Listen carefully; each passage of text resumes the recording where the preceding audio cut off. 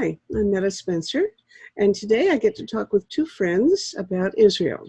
We're going to discuss the recent Israeli elections and what that means for the people in Palestine. And my two friends are longtime friends of mine. They know each other a little bit, but not very well. And I just called both of them what might, to some people be considered an insult. I call them both deviant Jews, and neither one of them flinched. So here we go. Both of them have quite different perspectives on the Palestinian-Israeli situation and politics in Israel, no doubt. But I think there are many compatibilities. So I want to introduce first Meir Amor, who is a sociology professor at Concordia University in Montreal, and a very old friend because I'm also a sociologist. And then now also I will introduce A.B. Weizfeld, or Abraham Weizfeld, who is also a friend of mine living in Montreal, where they should be acquainted with each other. Maybe they are a little bit. And he is, I should say, he's living in Nablus, Palestine, because about half his time he spends there now. He is sort of a Jewish Palestinian or something, if that's not a total contradiction in terms. And he will no doubt reflect on what Meir is going to say, because I'm going to start things off by saying, Meir Amor, will you please give us your impression of the background of the recent Israel elections? Meta, how are you? Thank you very much for this long and nice introduction. Well, I would give basically, I don't know if Abraham Abi would disagree or agree with my point. I would just now, for the time being, give a very brief historic election review of what has happened in the last two elections. So we had an election on September 17th, which was followed the election that we had in April. In April, we basically had two major parties, one the Likud and the other one is Blue and White, who had each one of them roughly 36 Knesset members, but they were not able to form the government. That is, neither one of them was able to create a government, to form a government. And Benjamin Netanyahu was the prime minister, who thought that a new election might give him the advantage that he would like to have, to form a right-wing government. Anyway, his hopes and assumptions were not confirmed, and in the second election, he actually lost quite a bit of power, and he has only 31 members of parliament in his list, although he has a right-wing bloc that assists him in basically pushing Israeli political, but also social and economic system into a deadlock. We have two political parties. The Blue and White has actually 33 members of parliament, but they cannot form an easy government because they don't have enough Jewish voices to assist them to cross the 61 members of parliament needed. In order to do that, they need the assistance of the Israeli Palestinian community, which voted to one political party, and they got 13 Knesset members. So basically we have a situation that Israeli society today, from a political point of view, is stuck. But I would argue that this kind of deadlock is much deeper, and it represents a very long history of inability to make the necessary decisions to create maybe a reconciliation or a conciliation between the Jews and the Palestinians who live in Israel and among the Jews who live in Israel. So basically, this is the roughly the situation from a political point of view. I would like just to add two more points. One is that we have a quite large contingent of Israeli Haredi Jew who are ultra Orthodox Jews who have a block of about 17 Knesset members. And then we have a small contingent of right-wing national religious party who had 7 votes and 2 small so-called Zionist left parties who together form about 11 members of parliament.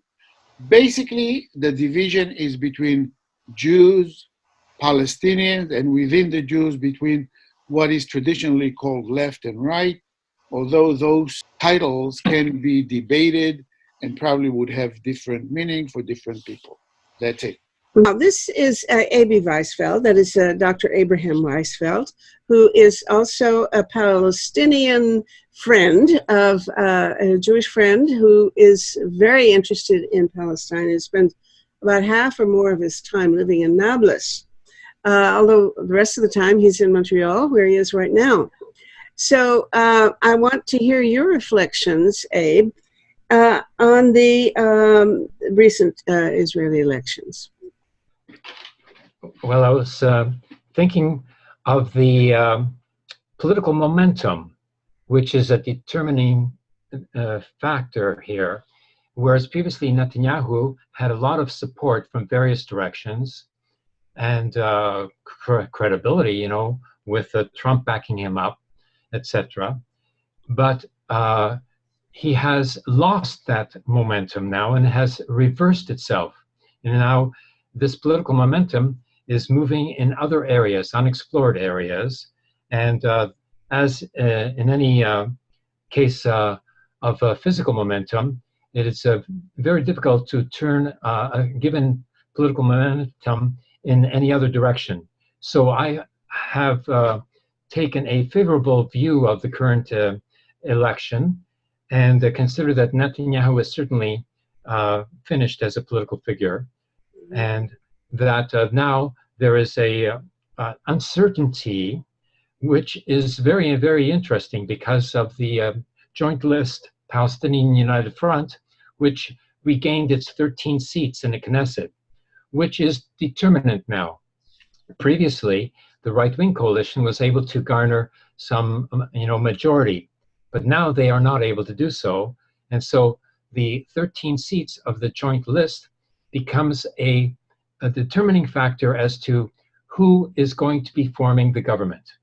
This is the most important thing that I think has come out of this particular election, and I find it to be pleasing. Well, okay, let me ask a very basic question, because Meir mentioned this blue and white party, and that it is second or maybe now first, and I don't know whether that means that they will be forming the government, or I don't really know how things work over there.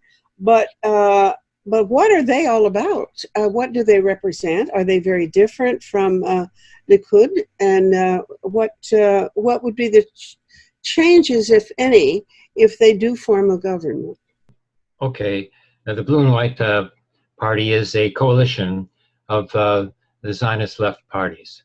Gantz is a general, was a general, of course, and was responsible for one of the massacres that took place on Gaza. And Barak, his coalition partner, was a former prime minister who was responsible for the massacre of 13 Palestinian protesters. Is that Ehud Barak? Yes.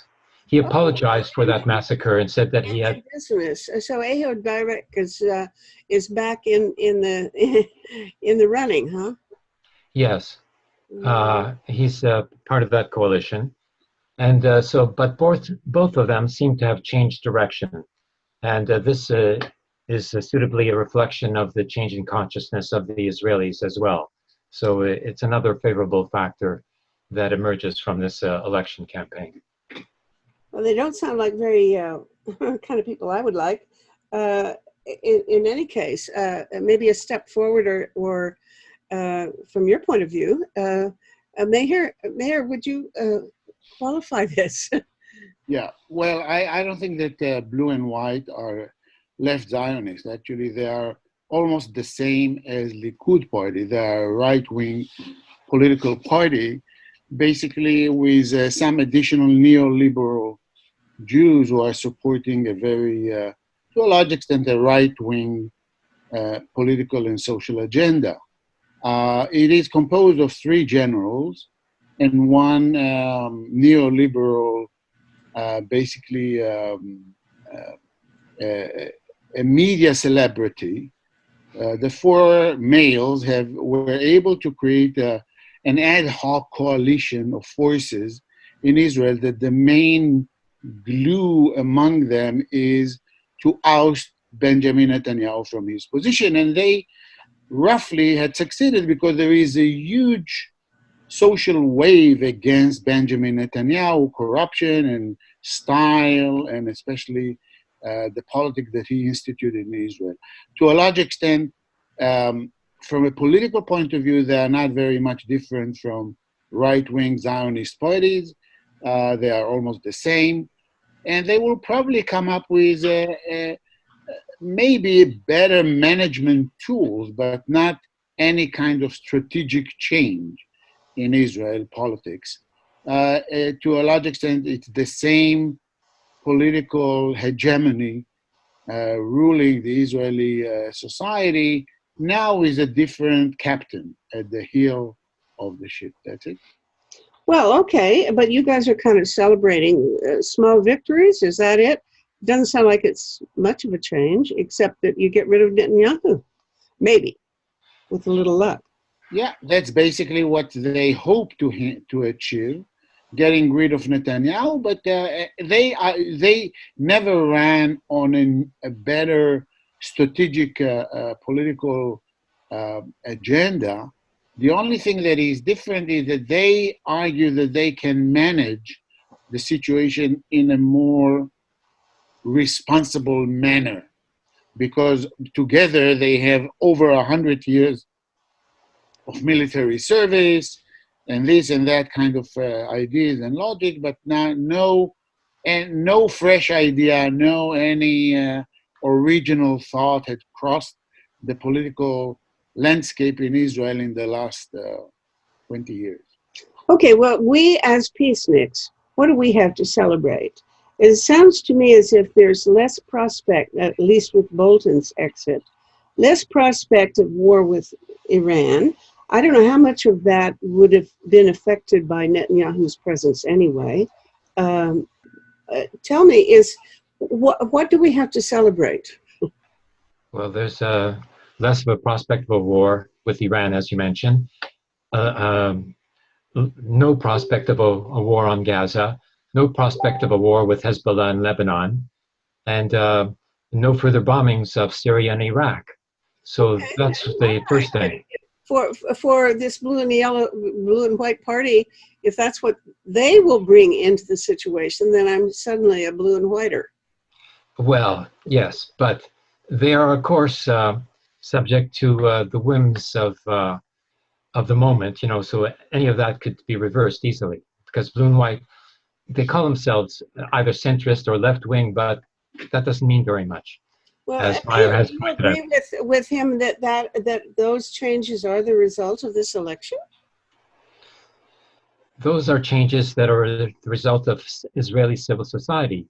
People do not want to have further wars. Okay. The massacres of Palestinians on the frontier with Gaza every Friday is not very appealing to anybody except for the fanatic elements. And you think this is going to stop happening now? Well, even under Netanyahu, they have to stop shooting to kill, because in response to the last time that two Palestinians were shot and killed, you know, at the Gaza frontier on a Friday, the following day there was like 700 mortars that were shot into Israel, and they didn't have the capacity to stop them. So they exposed the vulnerability of the Israeli military and towns around Gaza. and the mortars that were being handmade, were becoming more efficient and more long range. So this was obviously something that could not continue. So they stopped shooting. Afterwards, thereafter, they were shooting to maim. But now that Netanyahu is on the way out, what is the balance of power is what is most interesting, because they were supporting the conscription of the religious students who go to yeshivas to Who study was Torah. supporting that? Who was supporting that? The blue and white formation. Before, they were even supporting, Lapid, one of the partners in that coalition, was even building a whole, political party based upon the idea of sharing the burden. That is, that they wanted to recruit the religious students into the military so that others, wouldn't have to serve as long time as they had been, which was 3 years for boys and 2 years for girls in the military at the age of 18. So people were getting fed up with doing military service. And so in order to placate that sentiment, they were offering to conscript the Yehudi, the Hasidim, who were exempted, from military conscription because they were going to study in the religious schools, in the Talmud Torahs, in the yeshivas. So they cannot form a coalition with the religious parties, which are Shas and United Torah Judaism, United Torah. I forget the full name. And so they are dependent upon a coalition, de facto coalition, with the Palestinian United Front, because they cannot do so with the religious, formations, because they are still in favor of conscription of their children. So in order to have the de facto support of the Palestinian coalition, they have to make concessions to the Palestinians, like equal funding for their school system and other such, matters. One such campaign promise from Barak was that they would move industrial facilities into the Palestinian area so that the Palestinians in Israel could have work in the factories. So a lot of concessions are going to be sought by the Joint List. They have not yet come out in support of Gantz as the prime minister. So, but they're negotiating that. Even at this very moment, they're negotiating such conditions. And if successful, they will then recommend that Gantz become prime minister to the president, Rivlin. And then they won't get any cabinet seats, but they will continue to vote, for the legislation that is being proposed by that blue and white coalition. And that will form a majority government, stable for a certain amount of time. Mm-hmm. Okay, Meir, please react. Well, you asked a question that is important. What is that there for peacenik? Okay, the only one, maybe not the only, but two things have happened that are important in terms of change. One is that there is a Palestinian-Israeli political party who is much more integrated into the Israeli political system as equal citizens. Now, they are far away from equality. They are still second-class citizens, but now they are really a very important ingredient in the ability of at least one camp to form a government. And that would mean a major change from the policies of the right-wing political parties that ran the country in the last 12 years. That's a very important point for what you call peacenik. The other issue that might shed some light on the peace movement in Israel is that actually the peace movement in Israel is in shambles. And it needs to come up with a new social and political agenda that will try to address the real issues that Israelis and Palestinians face.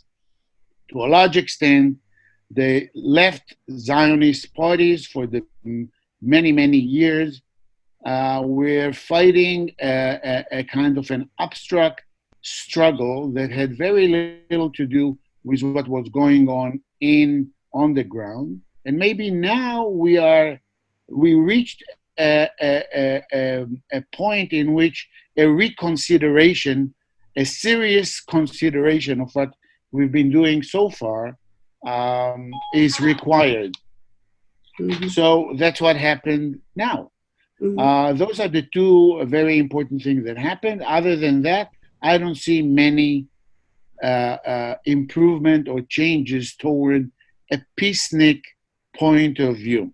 Maybe one more point is that there were at least one or maybe even two members of parliament in the Palestinian United Party that were contributed by Israeli Jews, which means that there are many Jews who voted for a Palestinian Democratic Party.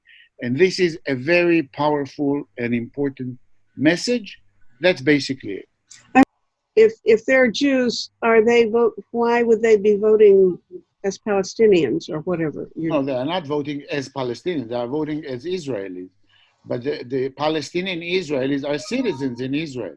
Yeah. We have citizens who are Palestinians. How would this vote be relevant to whether a Palestinian party is formed or not? No, you are confusing two things. I am. I'm very confused. Okay, so let me explain to you. There are 20% of the Israeli citizens are Palestinian. In the last 72 years, they always participated in the Israeli election. They either were part of Israeli Zionist parties, or mainly they were part of a communist party. In the last three elections, the Palestinian Israeli citizens coalesced and united into one big political party of Israeli Palestinians who are citizens of Israel. And they were always voting in the Israeli political system. What I said, that at least 2 of the 13 members of the parliament, that is about 70,000 people, Israeli Jews, voted to that political party, which is led by Palestinian Israelis, and they represent a very democratic political party because they demand Israel to be the state of its citizens. They demand equal rights for Palestinians and many Israel, and of course they demand some kind of solution of the conflict between Israel and Palestine, or Israelis and Palestinians in general. So they represent a very important peace movement in Israel, and that's what I said. I see. And these members of parliament, Knesset, voted for them. No. No. Many of the, you see, Mera, it seems to me that you're not paying attention to the fact that we have in Israel 20% of the Israeli population are Palestinian. Yeah, that part I thought I understood. It's the business of where did they get these Israeli supporters? Well, people voted for the Palestinian party. Oh, that's what I just said. Yes, it's the same election. So the Israelis can vote for a Palestinian party or a Jewish Zionist party. And they voted right. Okay, that's all I wanted. Okay, good. That's much clearer now. Thank you. What are the prospects for a change? I think you've said that it's required now, and maybe people are recognizing that changes are required. But what is the likelihood that something is going to really shift in terms of resolving the impasse, I guess, that exists? It has already changed.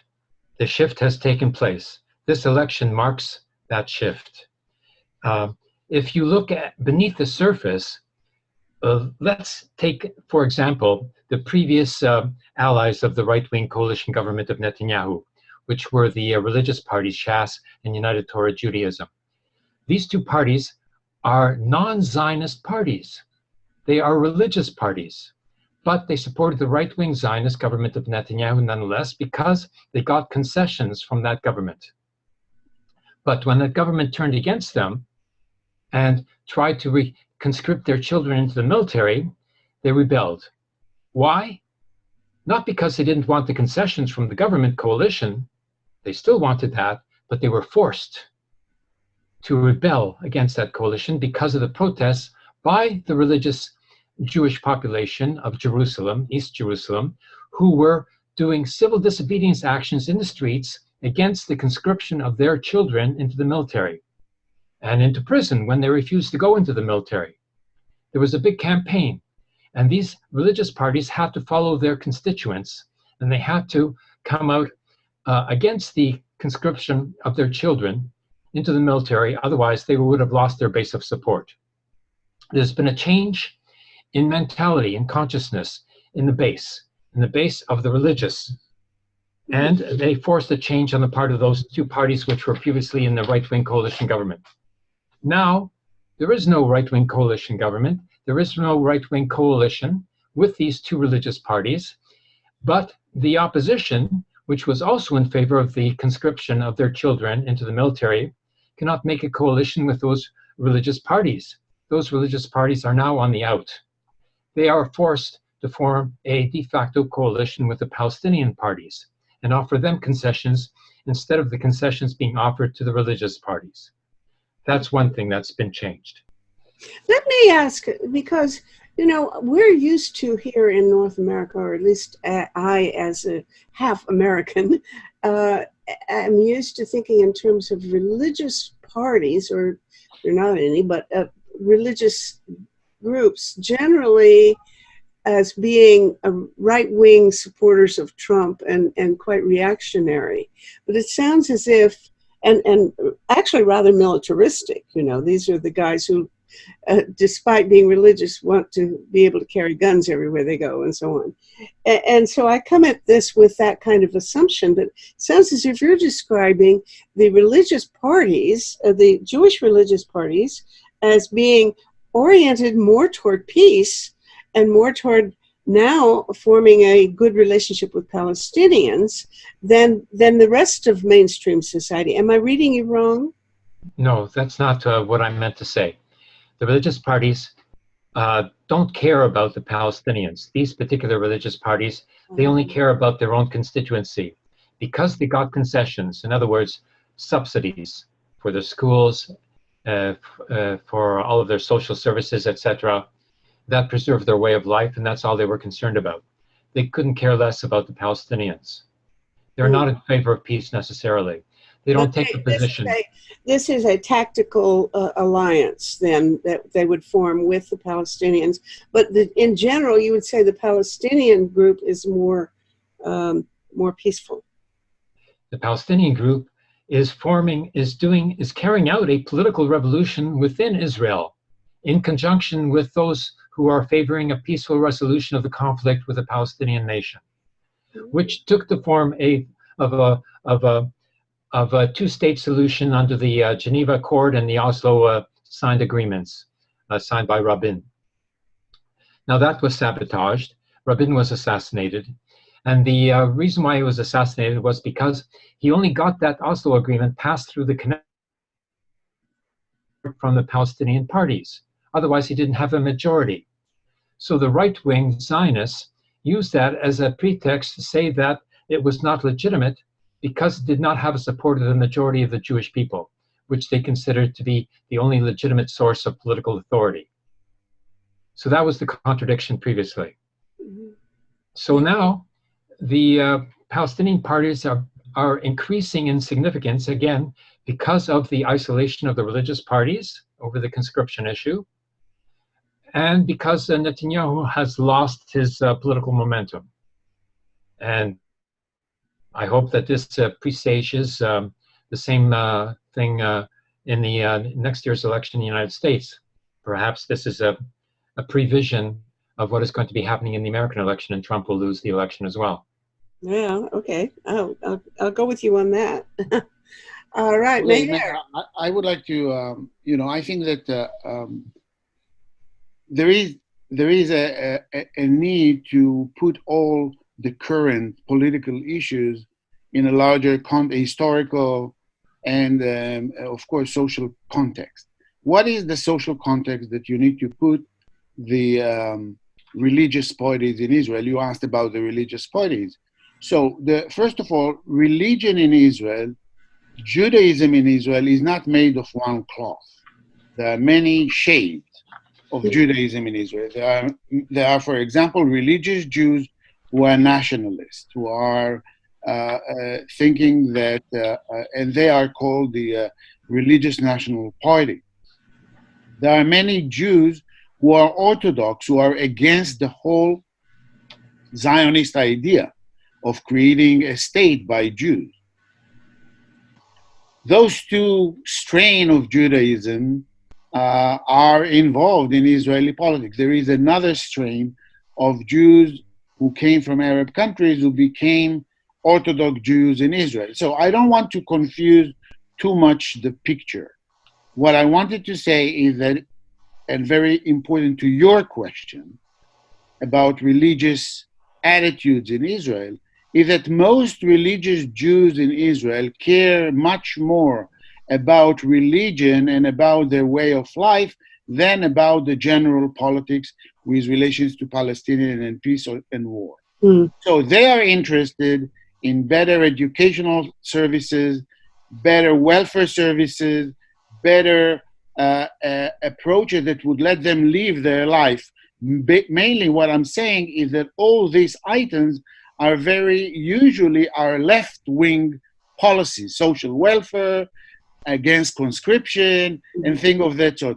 But the tragedy, to some extent, and the irony in Israel is that many of the Orthodox religious parties are associated with the right-wing political parties because they provided them more money to what they needed. So they were bought to the right, but they have no serious indication of not following a left-leaning government.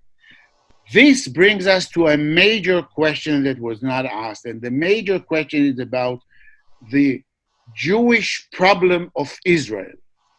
And Israel has the Jewish problem was a debate that was conducted in Germany in the 19th century between Marx and Bruno Bauer, and later on between Max Weber and Zombart.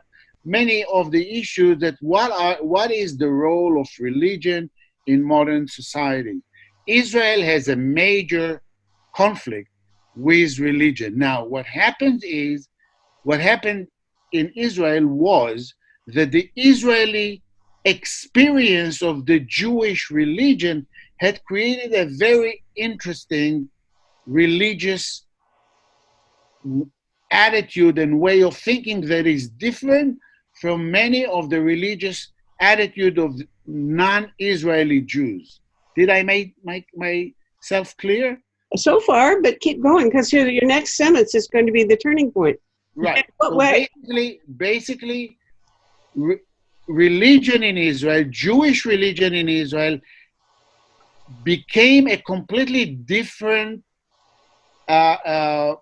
construct from what we are used to know about Jewish religion outside of Israel and religion in general.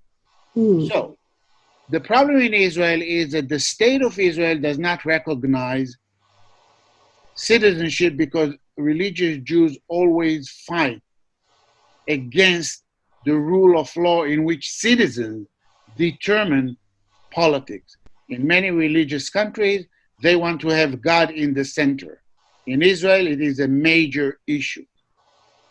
This is why, in Israel, the question of citizenship is so fundamental for Palestinian Israelis.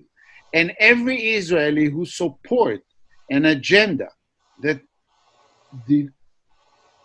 demands that Israel will be a civil, secular state in which citizens are recognized and not God is a major contribution to a social change which we are not there yet.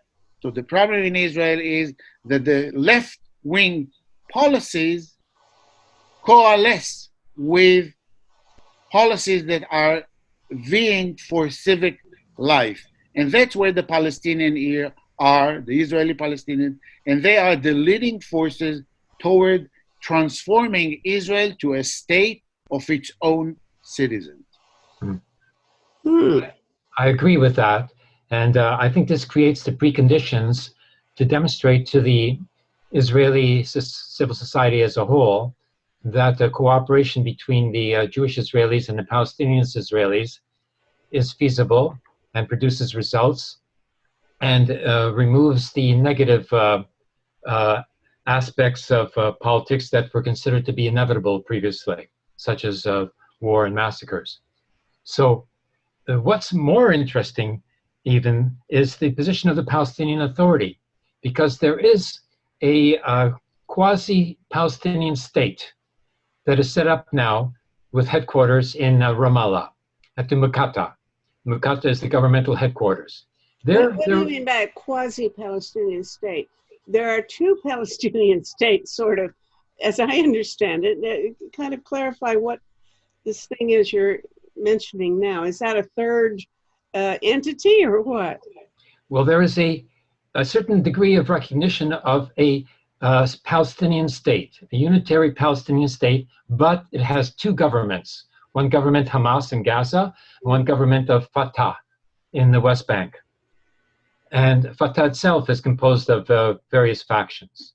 So it gets more and more complex as you get into it. But the point is that the Palestinian Authority in Ramallah, which was previously in coordination with the government of Netanyahu, and even had a Palestinian preventive security police that was working with Israel to arrest Palestinians who were agitating against the occupation of the West Bank, is now ended.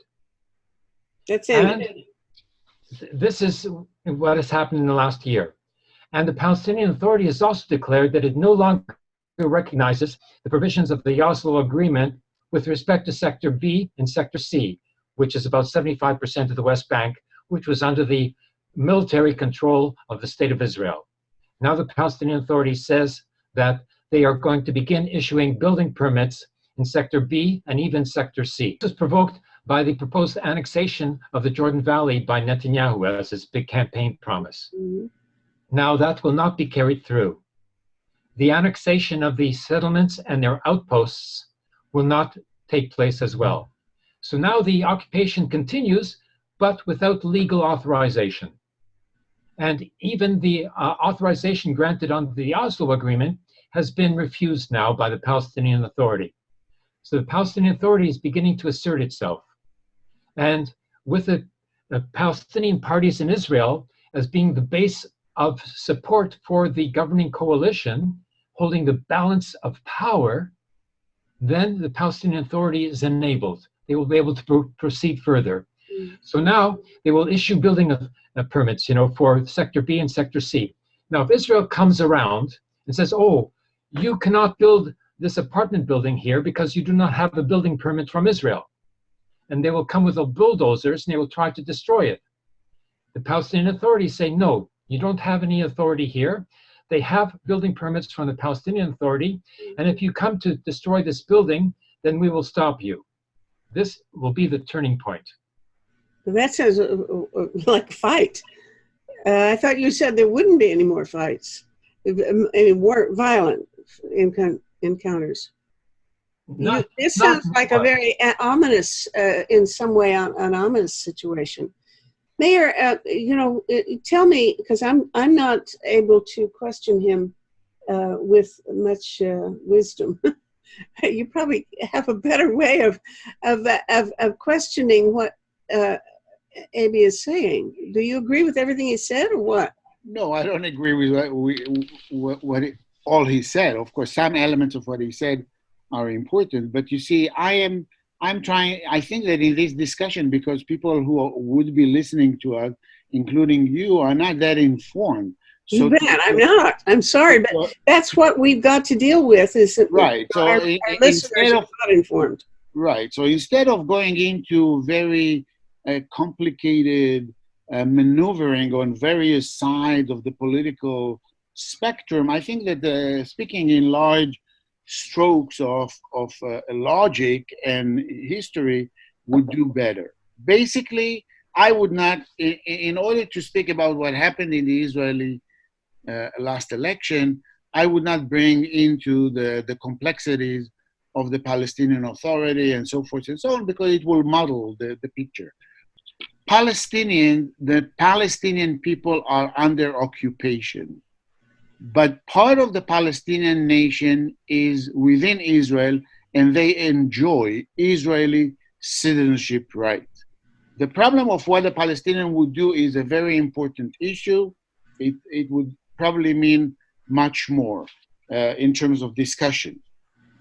The last political election, what we have, I argued that basically signified no major change, because the real issues in Israel, that is, the relationship toward the Palestinian and toward the occupation, nobody had spoken about, nobody even presented any general plan how to get to a reconciliation or not, or anything of that sort. The other issue, Israeli citizenship, was not debated, nothing at all. Other issues within the Israeli Jewish society and the Palestinian, the question of inequality, were not even raised in this political election campaign. So basically what I'm trying to say is that the last election, although they would probably yield a transformation of the head of the government, will not change for a long run any of the Israeli politics in any of those major fields: relations with Palestinian, citizenship right, religion, inequality between various Jews and Palestinians within Israel. The election was basically a game of what I call the Ashkenazi hegemony in Israel, and now they have another head to that hegemony. But basically the rules are still the same. Ashkenazi Jews, those Jews who came from Eastern or from Europe 2 or 3 generations ago, are still the hegemonic party. They are the most conservative forces in Israel.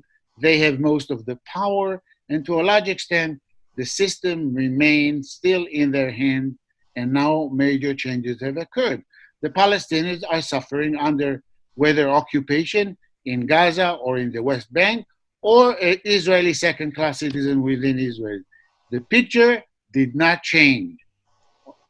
No major changes in the real furniture organization of Israeli politics and society. I would agree with that, but I would point out that, even though the Ashkenazi Zionist elite controls the state and has made it into a Zionist state, it is now faced with the contradiction, which was not socially, it wasn't contradiction, because in a Zionist state, you had 20% of the population who were neither Jewish nor Zionist, the Palestinians.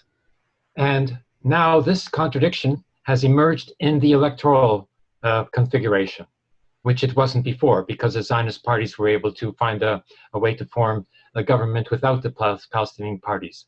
Now that has come to an end. So the contradiction with the Palestinians has become apparent.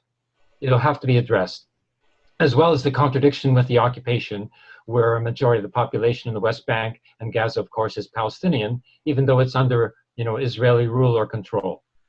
So these contradictions will have to be resolved. Now, the fact that... Why do you think that those contradictions must be resolved? We are living 72 years with contradiction, even 120 years with contradiction, and nothing was resolved in the way that you're speaking about, probably. But no, people can live with contradiction. Most people live with many contradictions. Before, the government of Israel wasn't dependent upon the Palestinian bloc to form a government. And the one time that they actually needed the support of the Palestinian bloc to pass a legislation, which was the Oslo Agreement, it resulted in a failure.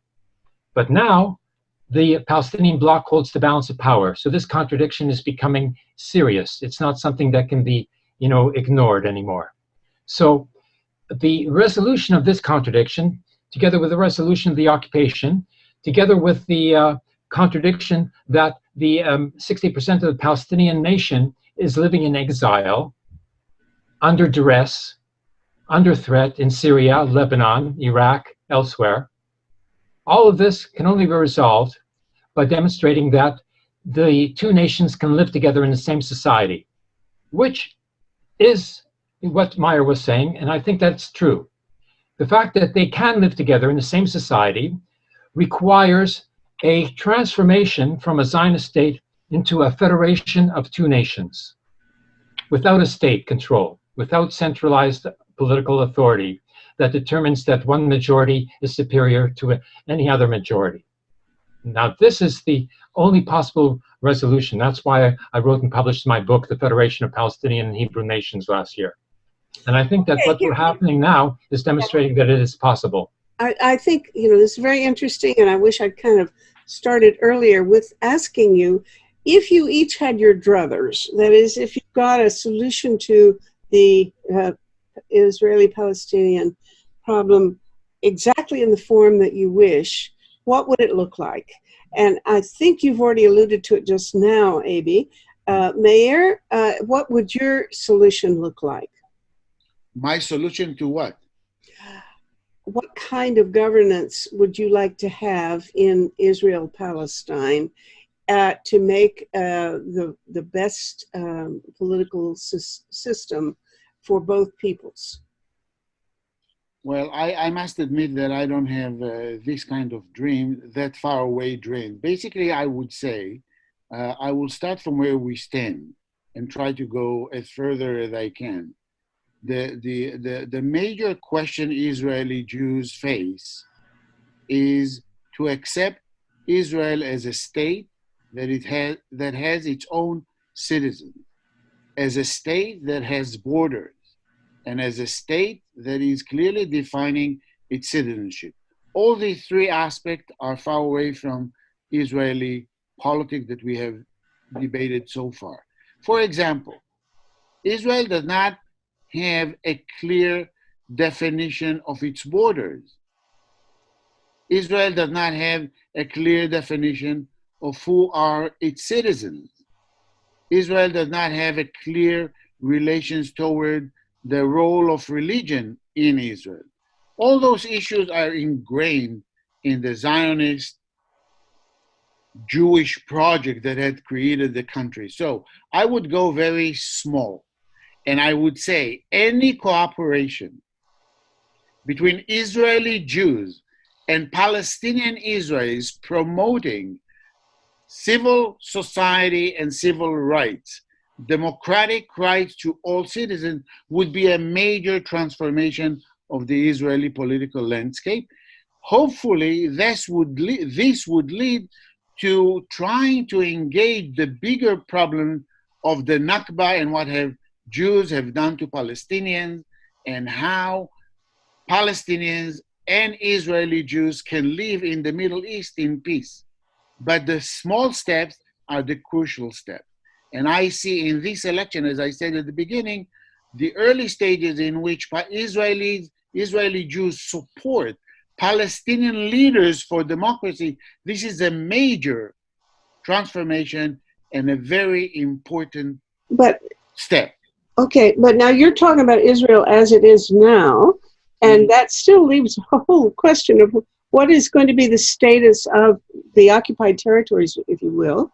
What is going to be the status of Palestine in the long run? And I don't know because you didn't answer what you want. But probably it will not be what we have now. So it seems that some kind of maybe reconciliation, federation, trying to solve the Palestinian refugee issues, addressing the questions of Jews in the Middle East, all these questions will have to be discussed. But before we get there, we need somehow to facilitate a much more receptive ground for equal rights, some kind of citizenship right, some kind of representation, some kind of a dialogue that we're not there for a long, long time. So maybe we should start small and not with the big dream and go down, but start from the bottom and try to go up. Yeah, I don't know whether I like big or small in general, but I do think that not answering the question of what is going to be the status of Palestine, while you try to address how to improve situations in Israel, is a half answer. I don't know whether other people would agree with me. AB? Well, Mita, Meir is right in that the negotiations that are presently taking place between the Palestinian Joint List, United Front, and the Blue and White coalition presages the upcoming negotiations between the State of Israel and the State of Palestine. Okay. Under pressure, negotiated with Egypt to withdraw from the Sinai, just as Israel, under pressure, withdrew from Gaza, just as Israel, under pressure, withdrew from Lebanon 2 times. This will presage the pressure on Israel to withdraw from the West Bank as well, at which point there can be the beginning of a return of the refugees to the West Bank and the further negotiation to allow for the return of the refugees to their previous villages within Israel proper. There is provision in the UN Resolution 148, the partition resolution, for the governments of each nation to be responsible for the given national members within any part of the territory that is both Israel and Palestine. This presages a federation in which each nation would have their own government for internal purposes, and this would be irrespective of where they were living, which would allow for the return of the refugees without threatening the majority of the Jewish Israelis who want to have their own government, their own national police, their own schools, their own language, and their own religion. That is the prospect, and I would argue the inevitable prospect of what we are seeing here now. Well, that is what is unique about your own approach. I don't think there are many other people who are thinking along the same lines when it comes to not having borders define the location of political entities. I think that's a very original, or at least a very unusual point of view. And I wonder, Meir, you have the final word before we close this off. You can say whatever you damn well please about this. Well, I think that people determine their borders much more effectively than those different plans that people imagine in their mind, far away from the country, or trying to solve historical issues that created realities. Basically, what I'm saying is that within the borders of what we call Israel and Palestine, there are about 12 million people. And there is about 3 or maybe 5 more million people, Palestinians, who are living outside of Israel and Palestine. In order to have any sense of conciliation or any sense of peaceful resolution, all these issues must be addressed. If somebody does not accept the Jews in Palestine, or if somebody does not accept Palestinians in Israel, those are clear recipes for war, and we've been doing that for the last 120 years. We need to create a different system of thought, and I think that if many Israeli Jews enlist in a Palestinian Democratic Party, this is a tremendously fresh experience that we have, and I hope that it will go on. I am not saying that will solve any of the major issues. That's why I started that the elections in Israel today do not signify major changes. This is a very tiny step, maybe toward a better future. Wow. Okay. Well, we've done it, guys. That's all we have time for. And I think we could keep going for a long time. At least I wish we could. So thank you both, and I'll be in touch. Okay? Okay. Thank you. Bye. Thank you again. Yes. This conversation is one of the weekly series Talk About Saving the World, produced by Peace Magazine and Project Save the World. Please visit our website at tosavetheworld.ca, where you can sign the Platform for Survival, a list of 25 public policy proposals that, if enacted, would greatly reduce the risk of 6 global threats to humankind. Come back next week for another discussion of a serious global issue.